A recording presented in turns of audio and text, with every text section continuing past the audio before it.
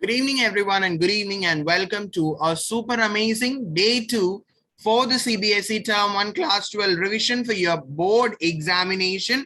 The very next chapter of your biology, that is human reproduction, live in front of you sharp this evening. So today we are going to have our day 2 revision of the next chapter, human reproduction. Hope all my dear mascots have done the revision of the already done chapter yesterday evening. We have done the class on sexual reproduction in flowering plants, and today we are going to do with the chapter human reproduction. So without wasting too much of time, let's get into today's class. Those who are watching the session right now, don't forget to hit the like button, do share the video to your friends, and subscribe the amazing platform for more updates on biology. So with full josh, let's get into this chapter, human reproduction. This is one of the very easiest chapter of your class 12th entire syllabus. You can, once if you read this chapter, you'll be thorough with these chapters. The first 4 chapters are really simple. So this session, not only for the Cbse Term 1 board, but also this will be useful for the NEET aspirants as well. So let's get into the class. Humans are sexually reproducing viviparous organism. The reproductive events in humans, actually the reproductive events in the human being include the very first process I've told you. Reproduction mainly consists of 3 different phases. Okay, what are the 3 different phases? Which are the 3 different phases? First one will be pre-fertilization event. Second one will be the fertilization events, and third one will be the post-fertilization events. Just listen very carefully. Pre-fertilization event means that is actually the formation of gamete. That process you will call them as what? Gametogenesis. That process you will call them as what? Gametogenesis. And that is followed by what? That is followed by gamete transfer. And in case of human beings, the process of gamete transfer, you'll call them as insemination, because in case of human beings, the female gamete is non-motile, whereas the male gamete is motile. Next, followed by the process of fertilization, which means the fusion of the male and female gamete. Post-fertilization even means implantation. After fertilization, what happened? The embryo or the zygote, not embryo, the zygote have to get implanted in the uterus. From the uterus, it have to undergo the process of complete development, that is gestation. And finally, that leads to the process which you call as parturition, or the delivery of a baby. So from this events, that's very clear that the reproductive events in human being include the formation of gamete, which you will call them as the gametogenesis, sperms in male and ovum in female. That is formation of sperms in male, you will call them as what? Spermatogenesis. What do you mean by genesis? Genesis means what? Formation. And formation of ovum in female, you will call them as what? Oogenesis. So the entire process you will call them as a gametogenesis, but sperm formation is spermatogenesis and ovum formation is the oogenesis.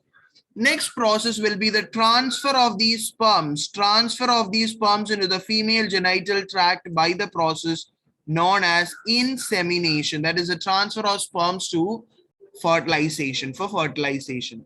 Next process, fusion of the male and the female gamete leads to the process known as fertilization, which is finally leading to the diploid zygote.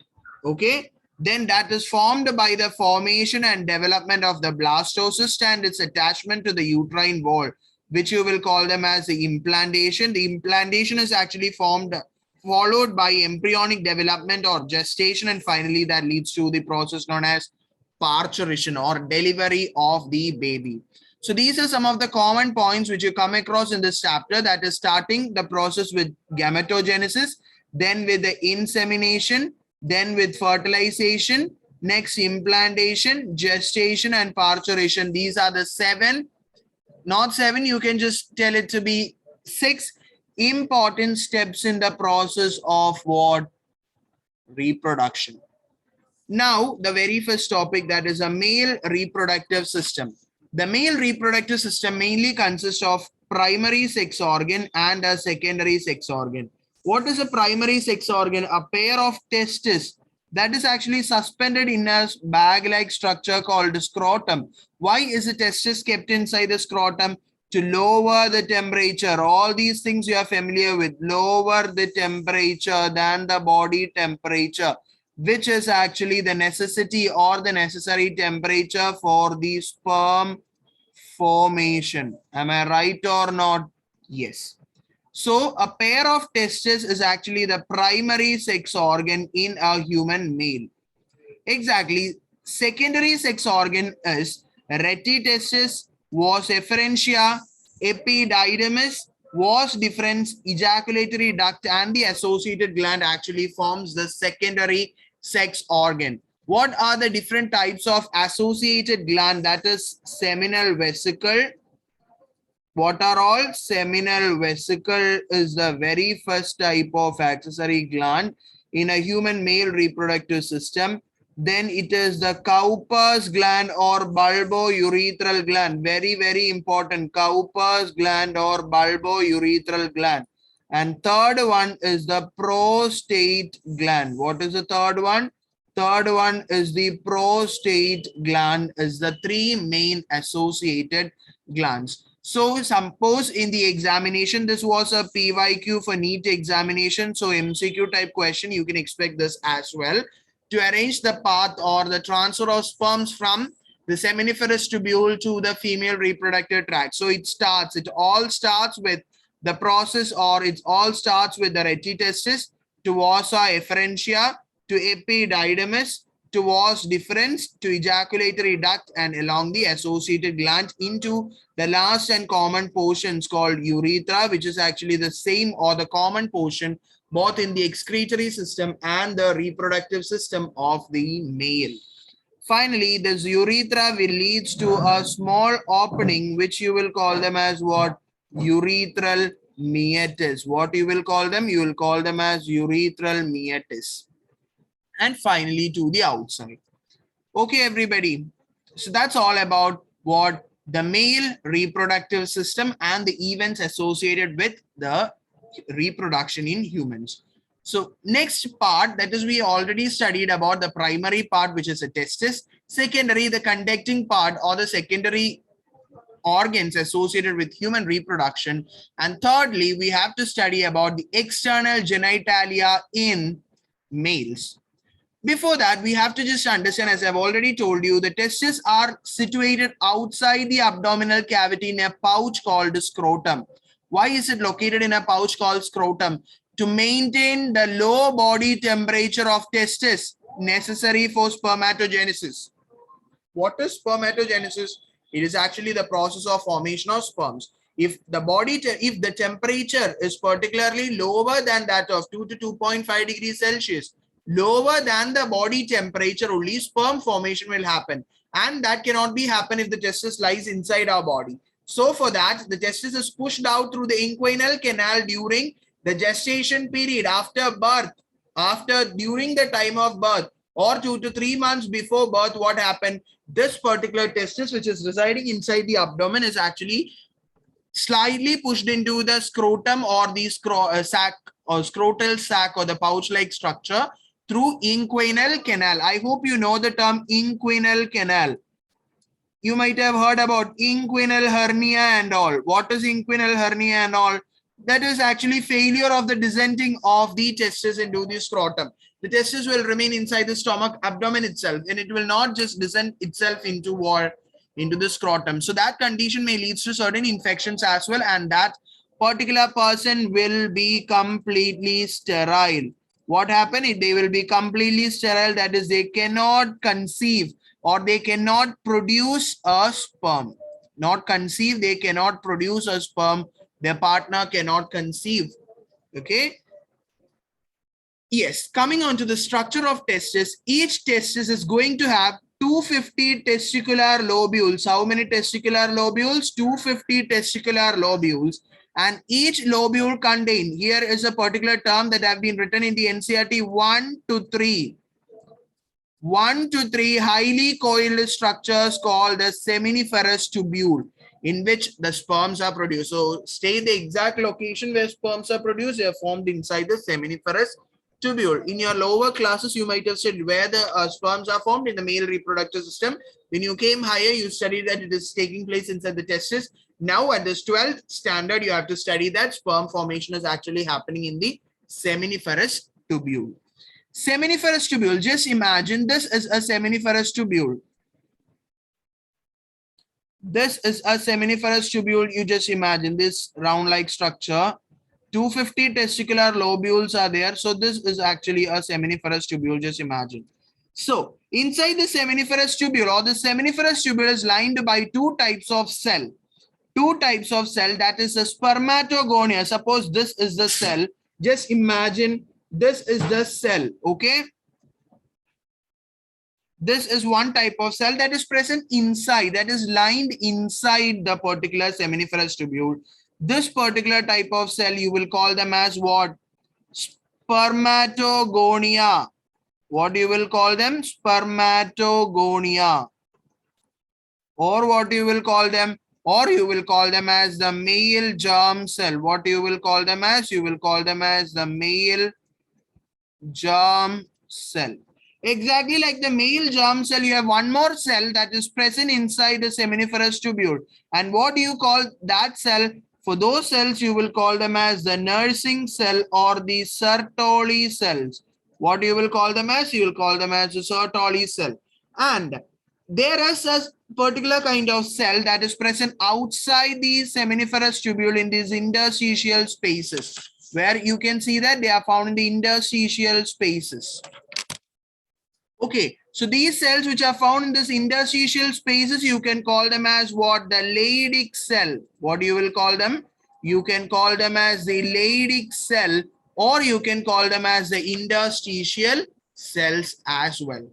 So each testis has about 250 testicular lobules that contain highly coiled 1 to 3 highly coiled seminiferous tubule. 1 second.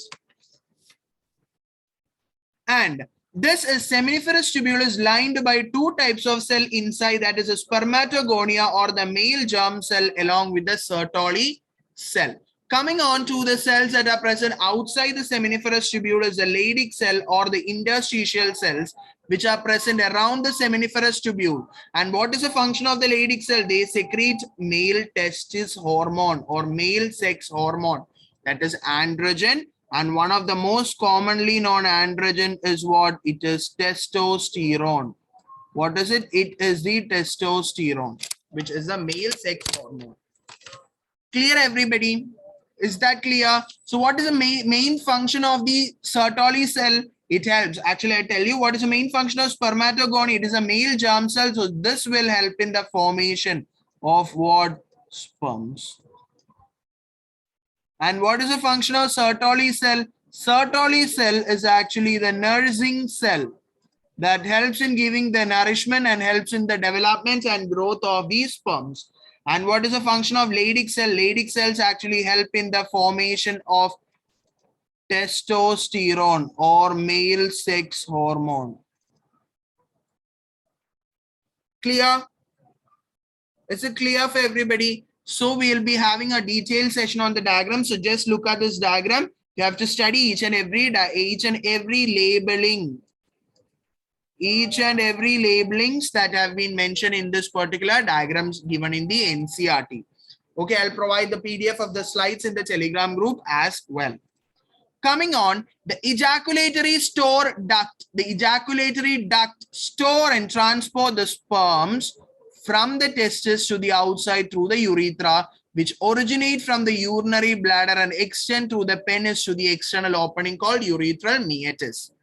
The penis is the male external genitalia or the male copulatory organ. The male copulatory organ. The enlarged ends of the penis, you will call them as what? You will call them as the glans penis. What do you call them? You will call them as the glans penis. That is covered by a loose fold of skin, which you will call them as the foreskin. Again, important. Coming on to the case with the male accessory gland, I've already told you have to study this paired seminal vesicle, a single prostate gland, paired bulbourethral gland, and the secretion of all these glands, majority contributed by the seminal vesicle, constitute what? The seminal plasma, which is rich in the following, that is the fructose, calcium, and certain enzymes. What is actually the function of the bulbourethral gland? They will actually release a secretion that helps in the lubrication of the penis. That will help in the lubrication of the penis. This is actually done with what? It is about the male reproductive system. So the male reproductive system mainly consists of three main parts. Primary sex organ, which is actually a pair of testes that help in the formation of sperms, and also the male sex hormone. Then those have to be transported to the outside or into the female reproductive tract. For that, you have the secondary sex organ starting from the retitestis ending till the urethral meatus. Third one, you have the external genitalia. In case of males, penis is the external genitalia or the external copulatory organ. In case of the male, there are three main accessory glands that are present in a human male associated with the process of sexual reproduction, and that is a pair of seminal vesicle, a pair of bulbourethral or the Cowper's gland, and a single prostate gland is also present over there. Coming on to the case of the female reproductive system. Oh my God. Yes, coming on to the case of the female reproductive system, what happens over there is that the primary sex organ is that a pair of ovaries. So which is a primary sex organ? Here also there are mainly three parts. I'll increase the size of the pen. Yes. Coming on to the female reproductive system, there is also three main important parts, that is a primary sex organ, secondary sex organ, and the external genitalia. Coming on to the case of the primary sex organ, it is a pair of ovary. So a pair of ovary is actually what? The primary sex organ. The secondary sex organ is a pair of fallopian tube, a pear-shaped uterus, cervix, and vagina. So what is the order? Starting, the ovum is actually moving from the ovary to the fallopian tube to the uterus. It will get implanted. Okay, finally implanted. Then the part comes as the cervix. Finally, it comes to what? Vagina as well. So this is actually the final part associated with the female reproductive system. Also, you will have an external genitalia in case of females as well. Yes. 1 second. Yes, before coming to this D part, yes, we'll have this D part first of all. Yes, D is a mammary gland, which is not actually any part of the female reproductive system, but it is a part of the female body. So, ovaries are the primary female sex organ that produces the female gamete and several steroid hormones. Each ovary is covered by a thin epithelium which encloses the ovarian stroma that divides the ovary into peripheral cortex and an inner medulla. Fallopian tube extends from the periphery to the ovary to the uterus. The part closer to the ovary, the part that is closer to the ovary, is a funnel-shaped structure called the infundibulum that is having finger-like projections called fimbriae. That is, this is the ovary. Then you will have what? Finger-shaped projections. Okay, a finger-shaped projections is there. So this part, this funnel-shaped part is known as infundibulum, and this finger-like projection, you will call them as what? You will call them as the fimbriae. Okay. From the infundibulum, it leads to the part named ampulla and it joins with the isthmus. So in this particular part, I will enlarge the image for you before I draw with that so that you will be very much aware about the same. Yes, this is the structure you just imagine. And the ovum will be released from over here. And actually the very important site of fertilization is this. That is ampullary. It is what? It is the ampullary isthmic junction. What is it? It is the ampullary isthmic junction. Clear, everybody? So that is a portion where you will see what? The fertilization process. And this uterus will have mainly three wall layers as well. So we'll explain with this diagram. I hope that will be much more careful. or clear for you. So listen very carefully, everybody. Let me take the highlighter. Yes. So coming on to the uterine cavity. Okay, coming on to the uterine cavity. This uterine cavity is actually having three major wall layers. Three major layers. Okay, three major layers are there. The outermost layer comes as the perimetrium. Next comes the myometrium, middle layer, and the innermost layer is the endometrium. Actually, this endometrium is supplied with a large amount of blood vessels. That is why that particular part will shed down. What happens? That particular part will shed down during the process of what? Menstrual cycle. Clear? So which is the portion of the uterus that is coming out along with blood during the menstruation process? It is the endometrium. And guys, listen very carefully. The ovum will be released from over here. So the ovum will be accepted by this finger-like projections called fimbriae. So this ovum comes out through the infundibulum into the ambula to the ambulary isthmic junction. If fertilization happens, it happens over there, or else it will be moving like this. It will be coming over here just along with the shedding of the endometrial walls. It will pass through the cervix and finally through the vagina. It will go outside by the process which is known as menstrual cycle. Clear, everybody? Is this process clear? So let's have a closer look. What are the functions of the three layers? Perimetrium is the exterior or the external membrane. Then we have the myometrium, which is a middle thick layer of smooth muscles. So myometrium is actually a layer of thick, smooth muscles that exhibit strong contraction during childbirth, during parturition. Which layer of the uterus gives the maximum push and maximum contraction? That is a myometrium.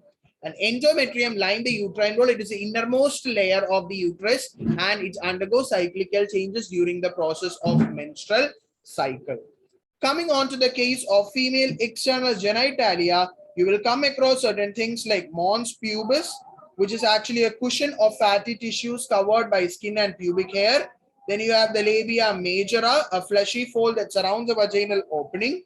Then you have the labia it's not minora, it's minora, M-I-N-O-R-A. M-I-N-O-R-A. Okay. Labia minora, it is a paired fold of tissue under labia majora. And the opening of the vagina is partially covered by a membrane called hymen. Very important here. Okay. And it have a urethral opening, clitoris, which is similar to the penis in males. Which is similar to the penis in males. Clear, everyone? Topics up to here, is it clear for everybody? Yes, let's move on. Mammary gland is also a part that is coming under the female reproductive system, but not with any part of reproduction, but certain hormones, definitely it helps. And it is necessary after parturition process, so we are including it over here. So the mammary gland are a pair of structures that contain the glandular tissues and the variable amount of fat. It contains 50 to 20 mammary lobules. There is a special diagram that have been given in the NCERT below this sentences itself. So please go through this diagram as well. Okay. So the very first process, so we had a clear idea, or we have a brief idea about the male reproductive system and the female reproductive system and the parts, functions of each parts and everything. Now we are moving on how the sperms are formed or how the ovum is formed. So let's get into the process. Two types of process: spermatogenesis in males and oogenesis in females. Let's first of all start with the process of spermatogenesis. Listen very carefully over here. At the time of puberty, guys, this has to be taken into consideration. That is, in case of the male human beings, this reproductive events, that is, or the spermatogenesis will start only at the age of puberty. That is, maybe by the age of 13 or maximum to 15 or 16 in case of the male. But in case of females, before birth itself, what happened? Oogenesis process has been taking place and the millions of ovaries have been already formed and stored. Okay, at the time of birth, some of the wide variety or wide range of ovums are destroyed. And what happens? It's not the complete ovum, it's a middle stage. So that middle stage is completely destroyed and a few are left out, thousands are left out, which have been utilized by the humans during the menstrual cycle along with the fertilization leading to a baby. So coming on to the process of spermatogenesis, it starts with, in case of males, in the case of puberty, firstly you have a spermatogonium. Firstly, you have a spermatogonium that is actually having a chromosome number 2n. The spermatogonium is having a chromosomal number 2n, that is 46. It will undergo mitosis differentiation to form 4 primary spermatocyte. What happens? Listen everybody, what is there? One spermatogonium given rise to 4 primary spermatocytes. Okay, 4 primary spermatocytes. So how many secondary spermatocytes will be formed? From 1, 2 secondary spermatocytes. So from 4 you will get 8 secondary spermatocytes. So from 8 secondary spermatocytes, what has to be formed? Yes, again you will have 16 secondaries. You'll have 16 spermatids. And what happens? What happens? Finally, that will leads to what? It will leads to formation of sperms. Okay, Jess, I'll tell you about this. So, at the case of puberty, the spermatogonia will undergo mitosis differentiation to form primary spermatocyte, which is again having a ploidy of 2n. So, from one primary spermatocyte, how many secondary spermatocytes are formed? 1, not 1, it's 2 secondary spermatocytes are formed. Okay, from 1 primary spermatocytes, 2 secondary spermatocytes are formed.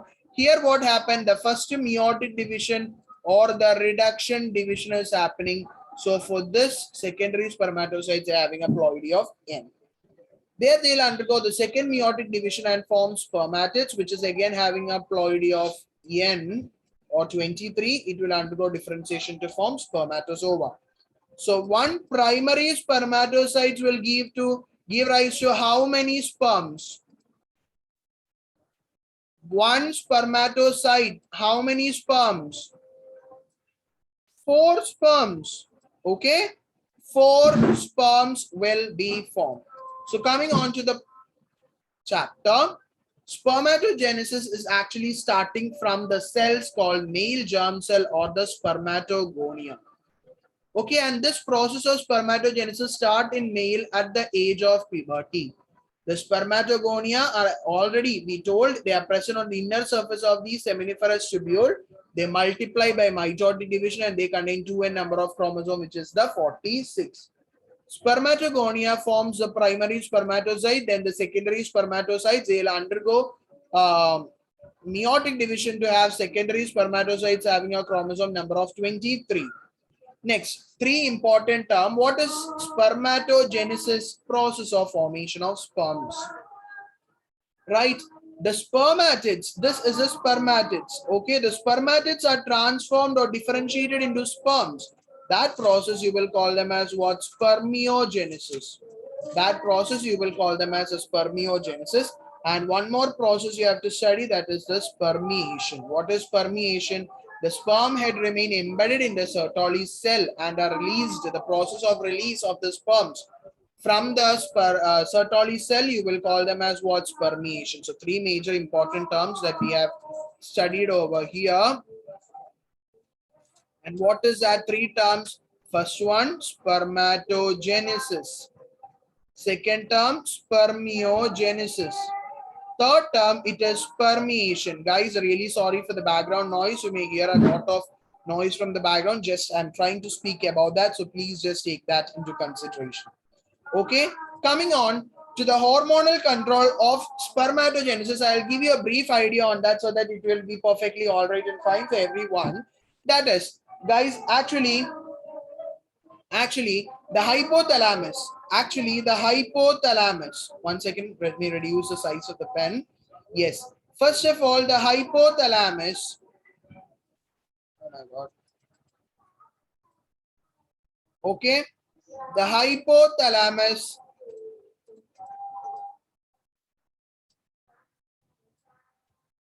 Hypothalamus will secrete a particular hormone that will act on the pituitary gland. Okay, that will act on the pituitary gland. Suddenly, the pituitary gland secretes two different hormones. I'll tell you what are those hormones. The hypothalamus will secrete gonadotropin releasing hormone. So the pituitary very easily or very fastly starts secreting luteinizing hormone and the follicle stimulating hormone. Right now, you may be thinking, sir, is it found in the male reproductive? Yes, definitely. Okay, spermatogenesis is initiated due to the increase in the secretion of gonadotropin releasing hormone by the hypothalamus. First of all, the hypothalamus will release GnRH on the anterior pituitary, which will currently or simultaneously release through hormone LH and FSH. The LH comes and act on the L, so it will come and act in the Leydig cells. And already we have done the function of Leydig cell, production of androgen, and the follicle stimulating hormone will come and act on the Sertoli cell that helps in the process of spermiogenesis. Okay, that helps in the process of spermiogenesis or the differentiation of the spermatids into sperms. Is the topics up to here perfectly clear for everybody? This is the portion number 1 that we have to study over here. Clear, everybody? Yes, I hope it's perfectly fine and clear. Suppose if we are coming on to the case of the, so right now we have discussed with the spermatogenesis. Spermatogenesis, it starts with the spermatogonia, then it will undergo mitotic division to have the primary spermatocyte. Then the first mitotic division undergoing, it will change into secondary spermatocytes. From the secondary spermatocytes, it will come on to the spermatodes and finally to the spermatozoa. From secondary spermatozoa onwards, you will have the chromosome number reduced to half. And one primary will produce 4 sperms, one secondary will produce how much? 2 sperms. Here, so one primary, 4 sperms, one secondary, 2 sperms. And we studied about 3 important processes: spermatogenesis, spermiogenesis, and spermiation. Clear? Next, we came across a hormonal control. The hypothalamus will secrete a particular hormone called gonadotropin releasing hormone that is actually urging the anterior pituitary gland to release the gonadotropic hormones such as LH and LH and FSH. What is the function of LH and where is it acting? L. So a clue is being given over here. LH starting with the letter L, so they are going to directly attract or they are going to directly affect what the luteinizing hormone is going to affect or act on what? On the Leydig cells. And the Sertoli cells are acted upon by the follicle stimulating hormone that helps in the process of spermiogenesis. Is the topic up to here clear, so that we can move with the female reproductive formation or female gamete formation along with the hormonal control of oogenesis? Yes.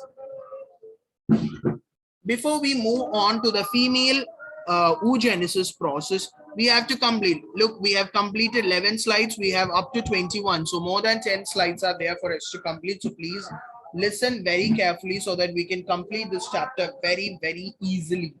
Clear? This is a very simple chapter. So this is a one-shot quick revision. Okay. Next, we have to learn about the structure of the sperm. The sperm is mainly composed of 3 main regions, mainly 3 regions. That is a head. Then you have the middle piece. Oh my God, they'll have the middle piece, and finally they have the tail. In your class 12, in certain textbook, you will have the neck also as a part. Yes. So sperm mainly consists of a head, neck, middle piece, and a tail. The sperm head contains elongated haploid nucleus. That is, what is a ploidy? What is the ploidy of a human male sperm? It is having only 23 chromosomes. That is, it is haploid in nature. What is the denotation? What is used to denote? Is it 2n or n? It is actually what? It is n. Okay, it is n. Okay, so that is actually the haploid stage or the n condition. Finally, this head region consists of a particular type of part which is known as the acrosome that contains certain enzymes. So acrosome is present on the head of the sperm that is actually associated with a lot of enzymes. Human male actually ejaculates about 200 to 300 million sperms during a coitus. The seminal plasma along with the sperms, you will call them as the semen. So seminal plasma along with the sperms, you will call them as a semen, and the function of the male sex secondary duct and glands are maintained by the male sex hormone, or you will call them as what? The androgens. And in the middle piece of the sperm, you will have a lot of 14 to 16 turns of mitochondria, which you will call them as a nebenkorn, or that mitochondria is necessary for the energy source acquired for the sperm for the process to swim inside the female reproductive tract. Coming on to the case of oogenesis, the process of formation of a mature female gamete is called the oogenesis, and it starts during the embryonic development stage when millions of oogonia or gamete mother cells are formed in the fetal ovary. Clear? The gamete mother cells start division and enter into the prophase 1 of meiotic division, and temporarily get arrested at the primary oocyte stage. So before birth itself in a female, what happens? The oogenesis process keeps on starting, and millions of ovums are formed or oogonias are formed, and this will start dividing and enter into the primary prophase 1 stage of the meiotic division. And during the primary oocyte stage, it will temporarily get arrested, and from this primary oocyte stage onwards, it is going to conduct only after puberty stage. So primary oocytes are already there inside the body of a fetal baby itself. At the time of puberty, what happens? About 60,000 to 80,000 primary follicles are left. Even though during the process of fetal development, millions of follicles are formed, at the time of birth, only 60,000 to 80,000 primary follicles are left out. Okay? And this is the structure of ovary as well. So, firstly, this process starts with the oogonia, then coming into the primary oocyte. Till the birth, it will stage arrested in the oocyte stage itself. But when it attains to puberty, what happens? The primary oocyte will split up into two parts, that is the secondary oocyte and the first polar body. The secondary oocyte will again split up into two, that is the ovum and the second polar body, which is having a configuration or which is having a ploidy of 23 or N. And we have already learned that the primary follicle will get surrounded by more layer of granulosa cells, and it will form primary oocyte. Then you will have the secondary follicle, tertiary follicle, the primary oocyte will get accumulated by the granulosa cells to form primary follicle. The primary follicle will again get accumulated by certain layers of granulosa cells to have the secondary follicle, and it will transform themselves into a tertiary follicle. Okay, finally, this particular tertiary follicle, they will develop a fluid cavity called the antrum. Okay, they will develop a fluid-filled cavity called the antrum. The tertiary follicle will develop into a mature follicle stage, which is known as a Graafian follicle, which will release a secondary oocyte, which is actually known as the sperms, and process of ovulation. So guys, actually this secondary oocyte stage is actually released from the ovary.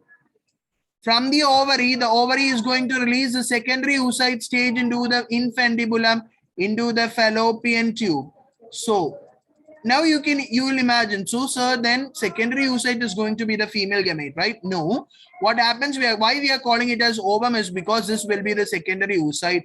At the instant when the fertilization happens and the sperm head touches the ovary, sperm head touches the ovule, that is not the ovule, it is a secondary oocyte. This secondary oocyte will again split up into two, that is, it will release a secondary polar body, and what happens? That releases an ovum. That will releases an ovum as well. Clear, everyone? Yes, so this table or this diagram is also important. You can expect a case study based question from this area. Next, we are coming on to the most important case study question that we are going to expect from this chapter, that is about the menstrual cycle. So there are two stages in the menstrual cycle. The starting of the menstrual cycle is called the menarche, and the ending is called the menopause. Okay, and this is going to really happen in the primate animals. Okay, there are mainly four phases. In the menstrual cycle. First, we are going to start with the very first stage, that is about the menstrual phase. What is the very first stage? It is all about the menstrual phase. So in a 28, so this menstrual cycle is a 28-day cycle, 27 to 28 days cycle, and that starts with the menstrual phase. It takes place in the first 3 to 5 days, or it can extend up to 6 to 7 days. In this particular menstrual phase, the production of LH from the anterior lobe of the pituitary is highly reduced. So what is actually the amount or the quantity of LH production? The LH production is highly reduced during the menstrual phase. The withdrawal of this hormone causes degeneration of the corpus luteum, and therefore progesterone production is also reduced. Since the LH is taken away or LH production is reduced by the pituitary, progesterone production also gets reduced. And the production of estrogen, all hormone production is reduced at this stage. So firstly, pituitary stop producing LH. That will affect the formation or the production of progesterone. Simultaneously, it will affect the production of estrogen as well. And due to the reduction in all these hormones, what happened? The endometrium of the uterus breaks down and the menstruation begins. Along with the walls of the endometrium, the blood and the unfertilized ovum continues and to constitute the menstrual flow. So what are the portions that comes under the menstrual blood or menstrual flow? It is the cells of the endometrial secretion. The blood and the unfertilized ovum comes as the menstrual flow or the menstrual bleeding that you will call out. The second phase that you come across is the follicular phase. The second phase, what you'll come across here, it's a follicular phase. This phase will include 6 to 13 days or up to 14 days. But about the 14th day, that is a midday of the menstrual cycle, you will call them as the ovulatory phase. So at that particular ovum release or ovum release is to be expected. Okay, so during coming on to the follicular phase during the follicular phase, the hormone FSH is secreted by the anterior lobe that secretes the ovarian follicle to secrete estrogen. Estrogen stimulates the proliferation of the endometrial lining. It becomes thicker. Now, due to the secretion of estrogen, the endometrial lining will become thicker again, and the ovary will start producing what? The female gamete, that is the ovule again. Clear, everyone?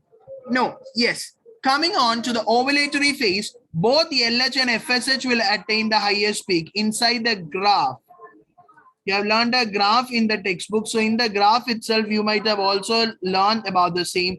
At the midday, that is along the 14th day, you will have the LH concentration like this. So this is known as LH surge. What you will call them? You will call them as the LH surge, and that will happen in the ovulatory day or the 14th day of the menstrual cycle, where the estrogen concentration in blood increases. Rapid secretion of LH is actually causing ovulation, whereas the function of what is the function of progesterone? The progesterone is actually maintaining the wall of the endometrial lining.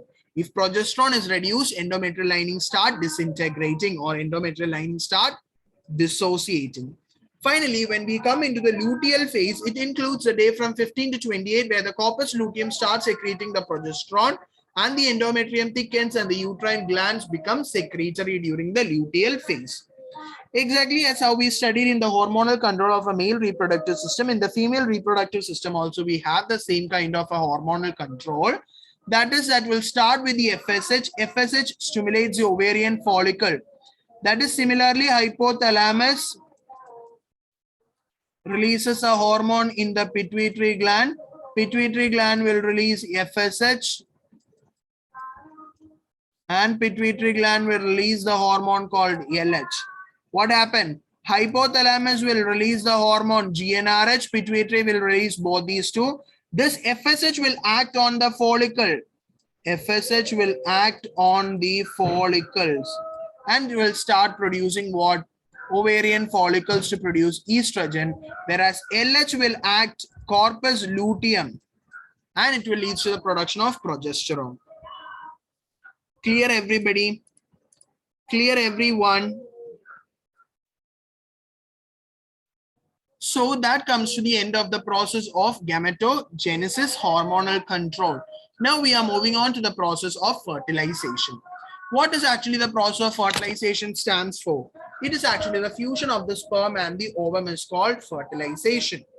During the process of copulation or coitus, semen is actually released into the vagina, right? Semen is actually released into the vagina and the motile sperm swim rapidly to reach the ovum. And the fertilization happens, it will happen in the ambulary isthmic junction. Okay? At the ambulary isthmic junction. Fertilization point. Clear? Yes. But this is the ovum.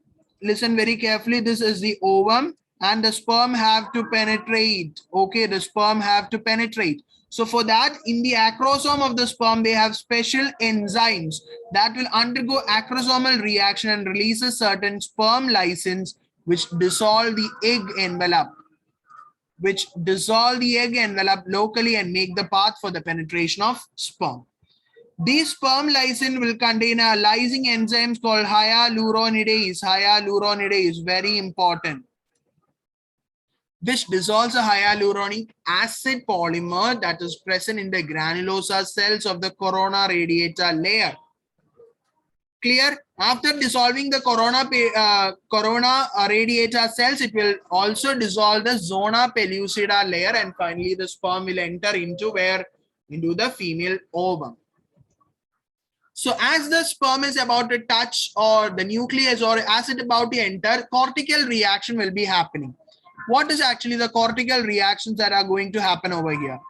Immediately after the embryo sperm into the egg, the later, that is the egg will shows a cortical reaction to check the entry of more sperm. That is, guys, this is the condition, right? If this is the ovum, what happens? Inside this, on the surface, you will have what? Number of sperms attached like this, right? Number of sperms will be attached like this. So only one particular sperm will be allowed to enter. Nucleus of one particular sperm will be allowed to enter. Okay? Whereas the ovum itself, the ovum has to undergo to prevent what? To prevent the entry of other sperms. So for that, the ovum will undergo a cortical reaction. Okay? The granules, cortical granules beneath the egg's plasma membrane releases a chemical substance. These substance raises a vitelline membrane and this is called the fertilization membrane. A fertilization membrane will be formed in the ovum. And the increased space between the ooplasm and the fertilization membrane will effectively check the entry of other sperms. Okay, so only even if the ovum is a large one and millions of sperms will come and attach to the ovum, only one particular sperm is allowed to enter and get fertilized with the ovum. Okay, sorry, 1 minute.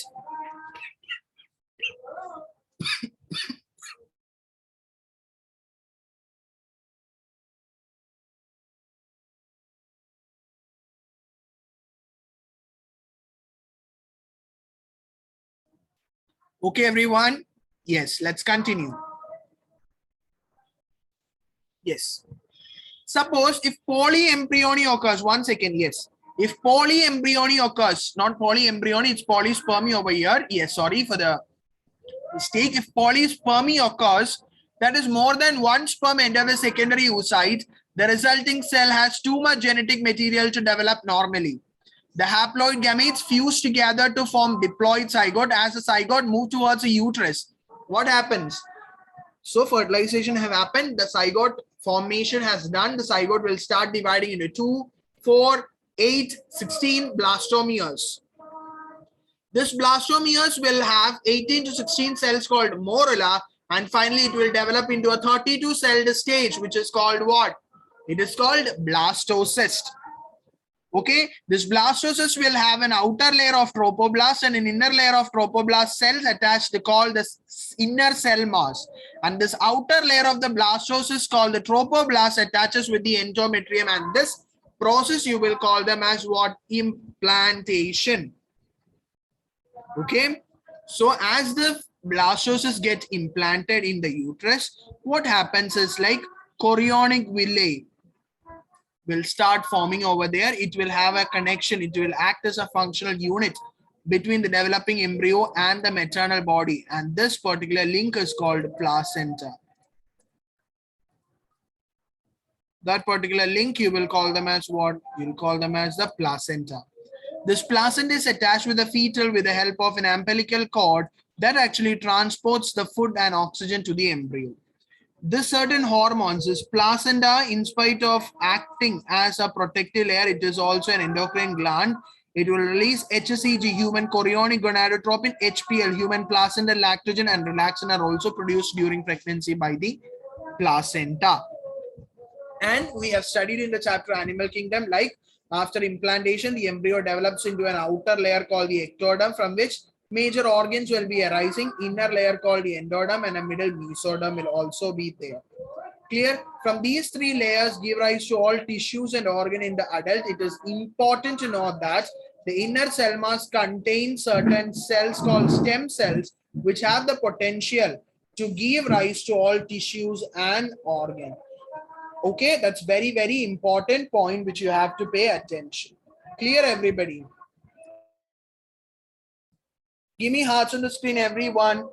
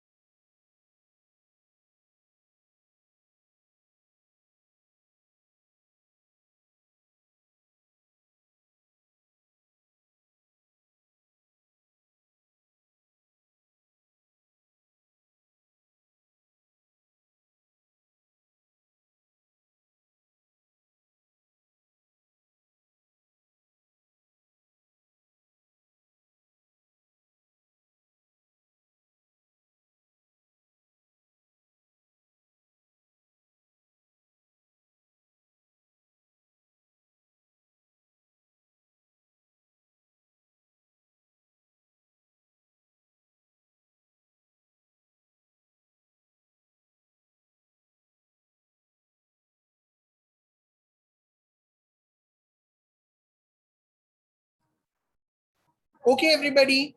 Next, we have to learn about the organ formation. That is, after 1 month of pregnancy itself, the embryo's heart will be formed. Okay, inside the mother's womb itself, the heart of the or baby will be formed. By the end of the 2nd month, limbs and digits, that you will see the limbs and digits of the baby. And by the end of 12 months, major organs and external genital organs are well developed. So by the end of 12 months, what happened? 1 second. Okay, guys, this is 12 weeks or the first trimester. Okay, by the end of 12 weeks, major organs and external genital organs are well developed. The first movement of the fetus is observed in the 5th month. By the end of 24 weeks, body is covered with fine hair, eyelids and eyelashes are formed. By the end of 9 months, fetus will be fully developed. Okay, everyone. Yes. Coming on to the very next slide, this development is very important. You may expect a question from that area. Coming on to the last and final lecture or the final topic about the parturition and lactation. Parturition means the fully developed fetus is expelled out. That is called delivery of the baby or the parturition. Whereas the signals of this parturition will actually get originated from the fully developed fetus and the placenta, which induces mild uterine contraction, and that process you will call them as a fetal ejection reflex. So signals for parturition originate from both the mother and the fully developed fetus. It triggers the fetal ejection reflex is actually triggering the process of release of oxytocin, and this oxytocin will help in the formation of prolactin. Also, oxytocin and prolactin together, they will induce a mammary gland for the process of lactation. And during the initial few days of lactation, a yellow colored thick fluid is coming out of the mammary gland of the female, that you will call them as a colostrum, which is very highly, very important, that is rich in a number of antibodies. Okay, guys. So this topic is all about the chapter human reproduction. So this is all about that particular lengthy chapter we have completed, and I try to give you all the points in the nutshell. The PDF of the session will be made available in the Telegram group. So bye-bye guys. Thank you. Tomorrow we'll see with the very next chapter on day 3, that is reproductive health. So stay tuned everyone. Bye-bye.